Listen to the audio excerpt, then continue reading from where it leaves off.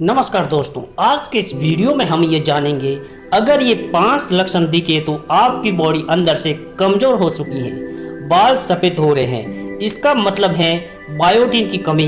हफ्ते में 2 बार मशरूम खाइए। पेट में दर्द जाता है, यह हो सकता है कैल्शियम या विटामिन डी की कमी का संकेत। रोजाना अंडा या दही में से एक जरूर ले।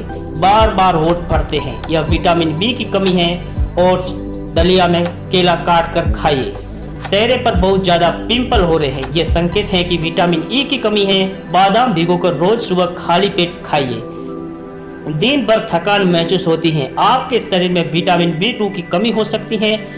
अगर ज्यादा से ज्यादा अंगूर खाइए, एनर्जी मिलेगी और थकान दूर होगी। धन्यवाद दोस्तों, वीडियो अच्छे लगे तो लाइक करें और हमारे YouTube DR मेडिकल टिप्स को सब्सक्राइब करना ना भूलें।